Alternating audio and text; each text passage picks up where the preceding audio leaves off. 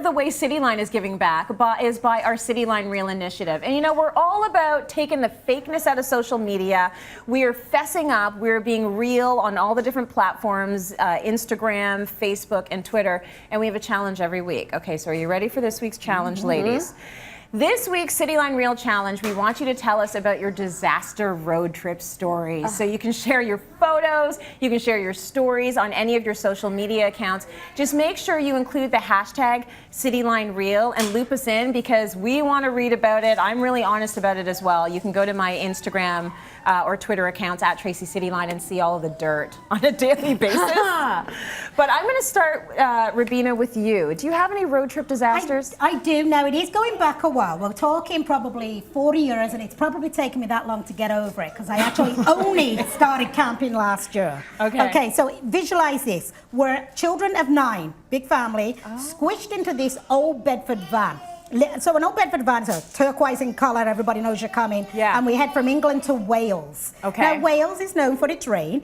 We get to this hill that's like this, and my father says, the van's not going to make it up the hill. You guys have got to get out and walk.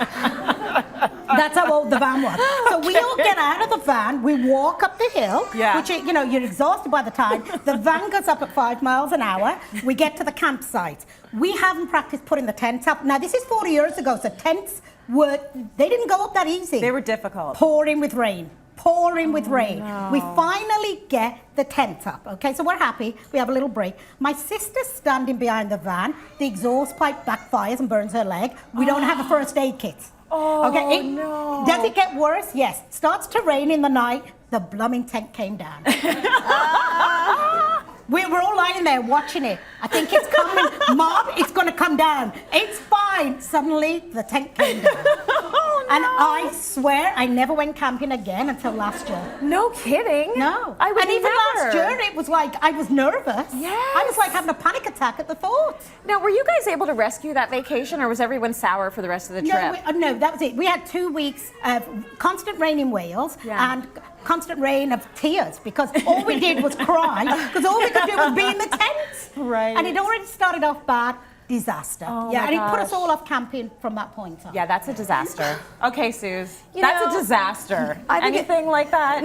I think it's just a miracle that I lived to see the 80s. You know, think about us all bouncing around in the back seat with no seatbelts. My mom's pounding the Neil Diamond, Sweet Caroline. Andrea rolls out the back with the blanket in the middle of the intersection, like, I'll pull over. Like, it's just it's such a different time. You know, we always talk about hovering and helicopter parenting. When I think back, and everybody always says, whose mom hasn't said, well, you lived, you did okay, and we did. But it was such a different time. So surviving those ski trips with, you know, kids in the car and everybody scrapping, and I was always the instigator, right? So I was always separated. It was fun though. I remember my dad used to do this fun thing where we'd all be in the car and you just do all these wigglies all over the street. No one's wearing seatbelts. Like you say, everyone's got the station wagon. The back door's not really locked. Your feet are on the window. You're like making funny faces to people. Like it's all so unsafe. And we're alive. We lived. We made it. We were 9 kids squished in that van.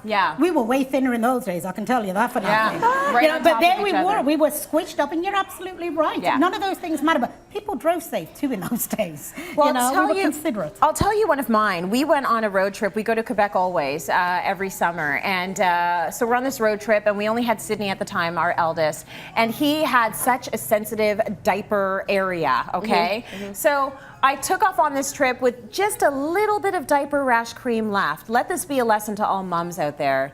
If your kid has bum problems, don't leave with just a little bit in the bottom of the container. Like he needed a lot. Halfway through the trip, we're in rural Quebec. He has got a rash that brought tears to my eyes. Wow. Like he was squirming in the back. I opened his diaper. I was like, oh my God, I'm such a bad mom. We were out of diaper rash cream. There was nowhere to get diaper rash cream for like hours and hours. I'm like trying to jerry rig lip gloss, Vaseline, anything you can imagine.